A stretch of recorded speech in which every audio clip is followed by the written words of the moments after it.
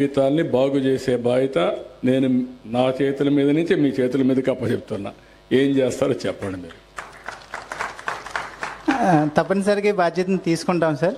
మొత్తం ఈ ఫ్యామిలీని పిలిపించుకుని వాళ్ళు ఏమనుకుంటున్నారో వాళ్ళ సలహాలు కూడా తీసుకుంటాం సార్.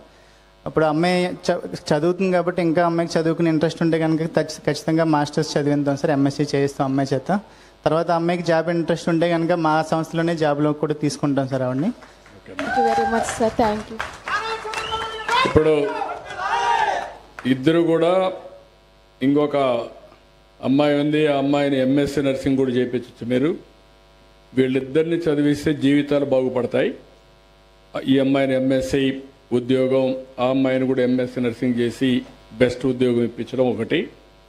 వీళ్ళిద్దరూ ఏ పని చేసుకోగలుగుతారో వాళ్ళకు కూడా ఒక ఉపాధి కల్పించి స్కిల్స్ డెవలప్ చేసి కొంత ఆదాయం వచ్చేట్టుగా చేయడం. ఈ పాపను ఏం చేయగలుగుతారో కూడా ఆలోచించండి. అలాగే అండి, కలెక్టర్ గారు కూడా మాకు చెప్పారండి. ఆవిడతో కూడా మేము కన్సల్ట్ చేసి ఏం చేయగలిగితే బెస్ట్ మేము చేస్తాం సార్. ఈ ఫ్యామిలీ మీరు కొంత డబ్బులు పెట్టుకుంటారు కదా? పెట్టుకుంటాం సార్. నమ్మకమే కదా? నమ్మకమే సార్. ఒక రోజు కాదు, short term, medium term, long term. మీ ఇంట్లో మీ పిల్లలు ఎంత పైకి వచ్చారో అంత పైకి తేకపోయినా వాళ్ళ తర్వాత వీళ్ళ బాగు చేసే బాధ్యత మీది, చేస్తారని హామీ ఇవ్వండి. తప్పనిసరిగా హామీ ఇస్తున్నాం సార్. వాళ్ళకి ఓపుకుండి వాళ్ళు చదువుకున్నంత వరకు మేము చదివిస్తాం సార్. వాళ్ళు అమ్మాయి వినకపోయినా చెప్పి ఒప్పించి చదివించాలి. మీ పిల్లలే చదువులు పెడతారేంటి మీరు? చేయాలా? ఆ కన్సల్టెన్సీ ఉండాలా, కన్సర్న్ ఉండాలా, ఎడ్యుకేట్ చేయాలి పిల్లల్ని. ఇంకొక పక్క వాట్సాప్ గ్రూప్ పెట్టుకోండి. టైమ్లీ నిర్ణయాలు వాళ్ళు ఏం చేయాలని మీరు గైడ్ చేయడం.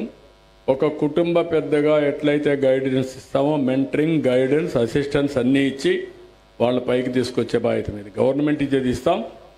రేపు ఒకటే అడుగుతున్నా, మీరెట్టయితే ప్రభుత్వ స్కాలర్షిప్ తీసుకొని ఈరోజు మార్గదర్శిగా ఇక్కడ నిలబడుకున్నారో, ఒక రోజున ఈ అమ్మాయి 10 మందికి సహాయం చేసే మార్గదర్శిగా నిలబడుకునే పరిస్థితి నువ్వు తీసుకురావాలి. తప్పనిసరిగా తీసుకొస్తాను. ఓకే, ఏంటమ్మా నువ్వు చెప్పు, నువ్వేం చేస్తావు చెప్పు. ఆయన అన్ని చెప్పాడు చేస్తాను, చేయించుకుంటా, అన్ని దగ్గరుండి నేర్చుకొని పైకి వస్తావా? కంపల్సరీ చేస్తాను సార్ నేను.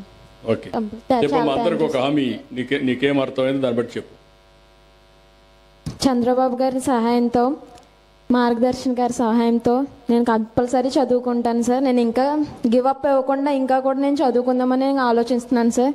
అలానే ఇప్పుడు సార్ ఎలా మార్గదర్శి కింద ఉన్నారో అలాగే నేను కూడా అలా రేపొద్దున మంచి పొజిషన్లో ఉండి నేను కూడా అలా చేయాలని అనుకుంటున్నాను సార్. ఇదొక రోల్ మోడల్గా నేను తీసుకుని కంపల్సరీ కంటిన్యూ అవుదామని అనుకుంటున్నాను. థ్యాంక్ యూ, అవకాశం ఇచ్చినందుకు మీకు ధన్యవాదాలు సార్.